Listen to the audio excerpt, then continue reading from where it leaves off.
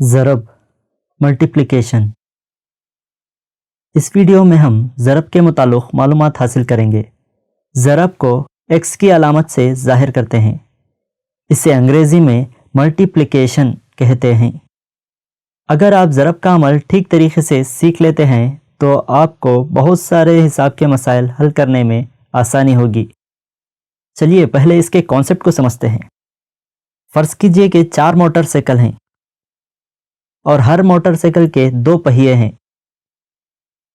तो कुल पहियों की तादाद क्या होगी? अगर हम जमा का इस्तेमाल करेंगे तो इसका जवाब कुछ इस तरीके से लिख सकते हैं। यहाँ पर हमें 2 को 4 मरतबा जमा करना होगा, यानी 2 जमा 2 जमा 2 और जमा 2। इनको जमा करने पर हमें कुल पहियों की तादाद मालूम होगी, यानी 2 जमा 2 4, 4 जमा 2 6 और 6 जमा 2 8। तो 8 इसका जवाब होगा। हम यहाँ देख सकते हैं कि पहियों की तादाद यकसां है, यानी एक ही अदद को कई मरतबा जमा किया जा रहा है। ऐसे मौके पर हम ज़रब का इस्तेमाल करते हैं। यहाँ पर 2 को 4 मरतबा जमा किया गया है, तो हम इसे 2 ज़रब 4 लिख सकते हैं, यानी 2 को 4 बार जमा करना, जिसका जवाब होगा 2 चौक 8। इस मिसाल से हमें ये बात समझ में आती है कि एक ही अदद कई मरतबा जमा करना ही ज़रब कहलाता है। चलिए कुछ और मिसालों के ज़रिए हम इसको समझने की कोशिश करते हैं। यहाँ पर हमारे पास एक मिसाल है जिसमें 3 को 5 बार जमा किया गया है, यानी 3 जमा 3 जमा 3 जमा 3 और जमा 3। इसे 5 बार लिखा गया है, जिसे जमा करने से हमें 15 हासिल होता है। अगर हमें इसे ज़रब की शक्ल में लिखना है तो हम लिखेंगे 3 ज़रब 5, यानी 3 को 5 बार जमा किया गया है, जिसका जवाब होगा 3 पंजे 15।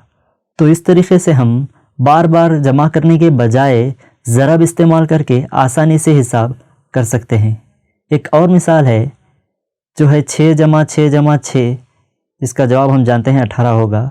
अगर हम इसे ज़रब की शक्ल में लिखेंगे तो 6 ज़रब 3 लिखेंगे और जिसका जवाब होगा 6 त्रिक 18, यानी 18 इसका जवाब होगा। इन मिसालों से हमें ये मालूम होता है कि एक ही अदद को कई मरतबा जमा करना है तो हम उसकी जगह पर ज़रब को आसानी से इस्तेमाल कर सकते हैं। चलिए एक और मिसाल देखते हैं जिससे आपको ज़रब का इस्तेमाल समझने में आसानी होगी। फ़र्ज़ कीजिए कि एक बागीचा है और इसमें दरख्तों को सीधी कतार में लगाया गया है।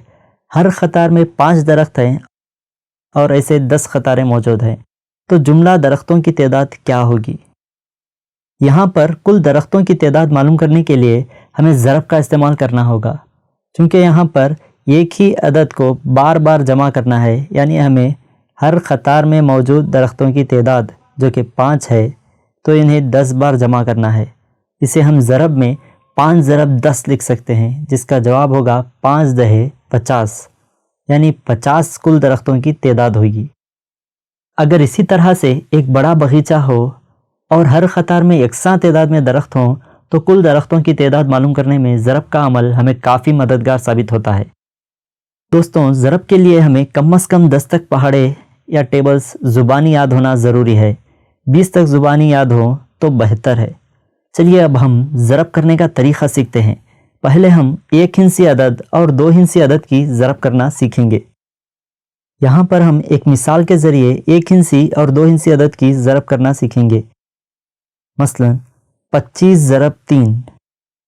इस सवाल को हल करने के लिए पहले हमें इन्हें एक के नीचे एक लिखना होगा, यानी 2 हिंसी अदद को ऊपर लिखेंगे जो है 25 और उसके नीचे की कतार में लिखेंगे ज़रब 3। अब हम एक लकीर खींचेंगे। अब हमें इन एदाद को ज़रब करने के लिए नीचे मौजूद अदद जो कि 1 हिंसी अदद है, तो उस अदद से हमें ऊपर मौजूद अदद के तमाम हिस्सों को ज़रब करना है। यानी यहाँ पर 3 से हमें पहले 5 को ज़रब करना है, फिर 3 से 2 को ज़रब करना होगा। चलिए पहले हम 3 और 5 को ज़रब कर लेते हैं। 3 और 5 को ज़रब करने से जवाब होता है 15। चूँकि 15 एक 2 हिंसी अदद है, तो हम यहाँ पर जवाब में 2 हिंसी अदद को मुकम्मल नहीं लिखेंगे। इसमें अकाई मुकाम पर मौजूद अदद यानी 5 को हम लकीर के नीचे अकाई मुकाम पर लिख लेंगे और 1 को बतौर हासिल रख लेंगे, जिसे अगली ज़रब में हम जमा कर लेंगे। अब हम ज़रब देंगे 3 اور 2 کو، یعنی 3 ضرب 2 جس کا جواب ہوتا ہے 6۔ اس میں ہم حاصل رکھے ہوئے 1 کو جمع لیں گے جس سے ہمارا جواب بنتا ہے 7۔ اب ہم اس 7 کو 5 کے بازو لکھیں گے دہائی کے مقام پر، تو یہ ہو گیا ہمارا جواب 75۔ یہی اس سوال کا جواب ہے، یعنی 25 ضرب 3 ہوتا ہے 75۔ اب آپ ویڈیو کو پاز کر کے ان مسائل کو حل کرنے کی کوشش کریں۔ آج کے لیے بس اتنا ہی، ملتے ہیں اگلے ویڈیو میں، جب تک کے لیے اللہ حافظ۔